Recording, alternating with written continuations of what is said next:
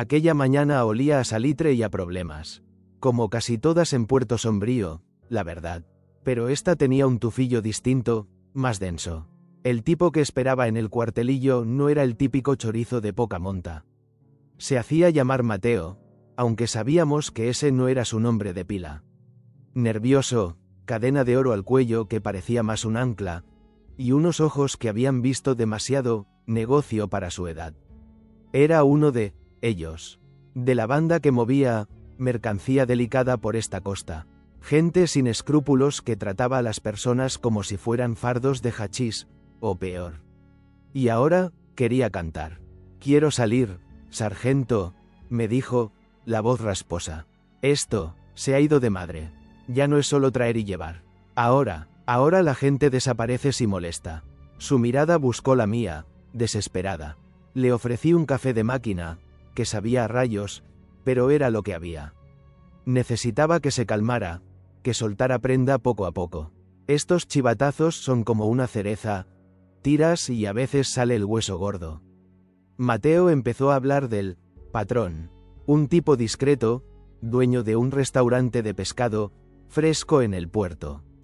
Tapadera perfecta. Nadie sospecharía del amable señor Rivas y sus negocios turbios. Contó cómo traían a chicas jóvenes, sobre todo del este, promesas de trabajo, una vida mejor, y acababan encerradas, sirviendo a clientes selectos o exportadas a otros países. Un asco, pero lo que le hizo dar el paso fue una chica, Ania. Se había encariñado, supongo. Un día, Ania molestó, hizo preguntas, intentó escapar, y dejó de vérsela por el pueblo. Mateo creía saber dónde la guardaban, o peor, dónde se habían deshecho de ella. Una cala apartada, al norte del pueblo, donde solo van los pescadores furtivos y los que tienen algo que ocultar. Montar la vigilancia no fue fácil. El patrón era listo, paranoico. Tenía ojos y oídos por todo Puerto Sombrío. Cualquier movimiento en falso y Mateo acabaría durmiendo con los peces, literalmente. Usamos a Mateo como cebo controlado. Tenía que seguir su rutina, ir al restaurante, hablar con los matones del patrón, pero pasando información clave. Cada llamada, cada encuentro, era un riesgo. Una noche, Mateo nos avisó. Movimiento raro en la cala. Una furgoneta sin luces, varios hombres. Podía ser el momento. Movilizamos al equipo, en silencio, como sombras. Llegamos justo a tiempo. Estaban cargando algo pesado en una barca. No era Ania, eran bidones. ¿Qué coño? Mateo nos había dicho que buscáramos un cuerpo, no residuos tóxicos. Intervenimos. Hubo lío, claro. Un par de ellos intentaron huir a la carrera, otros se resistieron. Pero los teníamos rodeados. Redada limpia, o casi. Los bidones contenían precursores químicos. El patrón no solo movía personas, también cocinaba golosinas sintéticas. Negocio redondo. Pero, ¿y Ania? Mateo estaba blanco como la pared. Te juro, sargento, yo la oí. Oí al patrón decir que la llevarían a la cala para darle un escarmiento, insistía Mateo, temblando. ¿Nos había mentido? ¿O el patrón le había engañado a él? Mientras procesábamos a los detenidos y la escena, algo me moscó con acento agudo. Uno de los matones del patrón, un tal el ruso, no dejaba de mirar hacia un punto concreto de los acantilados. Mandé a un par de compañeros a echar un vistazo. Zona escarpada, de difícil acceso. Treparon con linternas. Y entonces, el grito. Habían encontrado algo. No era Ania, era un hombre, bien vestido, traje caro, pero con un agujero extra en la frente. Un ajuste de cuentas clásico. Pero, ¿quién era y qué pintaba aquí? La cosa se complicaba. Tráfico de personas, drogas, y ahora un fiambre en el acantilado. Puerto Sombrío escondía más mierda de la que parecía a simple vista. Identificamos al muerto, un abogado de Barcelona con conexiones dudosas. Probablemente, vino a cobrar una deuda o a cerrar un trato con el patrón, y la cosa acabó mal. Mientras tanto, presionamos a los detenidos. El ruso, tras un intercambio de pareceres algo intenso, confesó. El abogado se había puesto farruco con el jefe. Y el patrón no toleraba insolencias. Lo habían silenciado en el restaurante y traído aquí para deshacerse del cuerpo aprovechando la operación de los químicos. 2 pájaros de un tiro. Pero seguíamos sin rastro de Anya. Mateo estaba destrozado. Se sentía culpable por el abogado, por Anya, por todo. Yo solo quería salvarla a ella, sargento. No sabía lo del abogado, te lo juro. Le creí. Tenía esa mirada del que se ha metido en un jardín del que no sabe salir. Pero ahora teníamos que encontrar a Anya. Y al patrón, que seguro ya estaría poniendo tierra de por medio. El restaurante estaba cerrado a cal y canto. Ni rastro de Rivas. Pero mi instinto me decía que no había ido lejos. Era demasiado arrogante para huir sin más. Revisamos las cámaras de seguridad del puerto. Bingo, una pequeña embarcación de recreo, propiedad de Rivas, había zarpado un par de horas antes de nuestra llegada a la cala. No iba solo. Las imágenes térmicas mostraban 2 bultos en la cabina.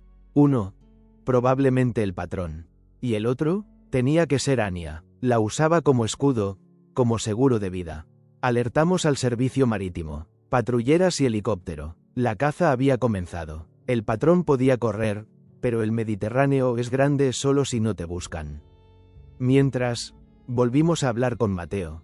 Necesitábamos saber más sobre esa barca, posibles destinos, contactos que el patrón pudiera tener en otras costas.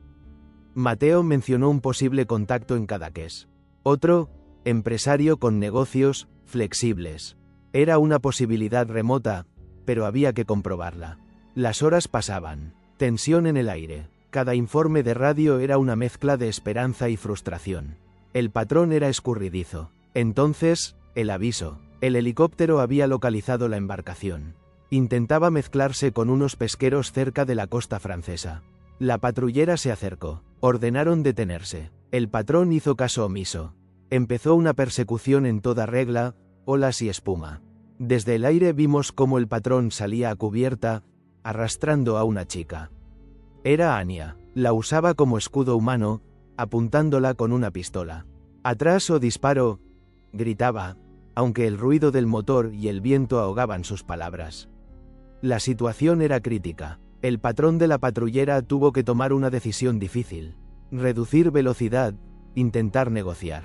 Cada segundo contaba. Intentamos la negociación por radio. «Rivas, déjala ir. No tiene salida». Silencio. Luego, una risa amarga. «Tengo salida si me dejáis ir. Poned rumbo sur. Quiero llegar a aguas internacionales».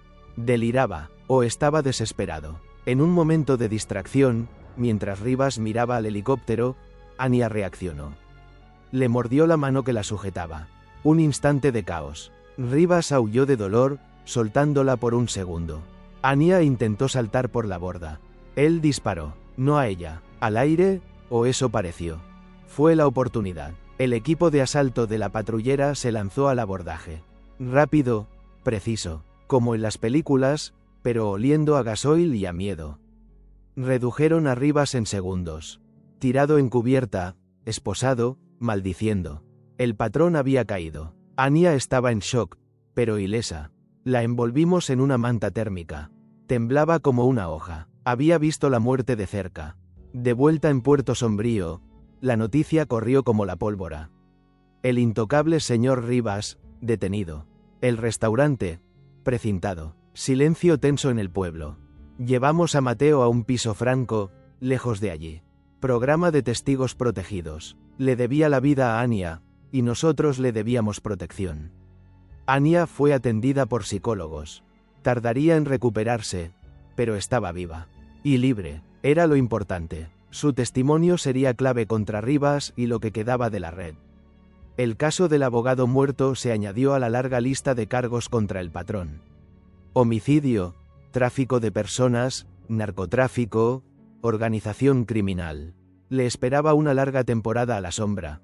Puerto Sombrío respiró aliviado, aunque la herida tardaría en cerrar. La fachada de pueblo tranquilo se había roto, mostrando la oscuridad que a veces se esconde a plena luz del día. Para nosotros, era otro caso cerrado. Otro expediente que archivar. Pero la mirada de Mateo, la de Anya, esas no se archivan tan fácil. Se quedan contigo. A veces te preguntas si sirve de algo. Detienes a uno, y sale otro. Cortas una cabeza de la hidra, y crecen dos. Es una lucha constante, agotadora. Pero luego piensas en Anya, libre. En Mateo, teniendo una segunda oportunidad, aunque sea escondido. Y sabes que sí, que cada pequeña victoria cuenta. Recogí mis cosas. Otro día terminado. Mañana, Puerto Sombrío seguiría oliendo a salitre.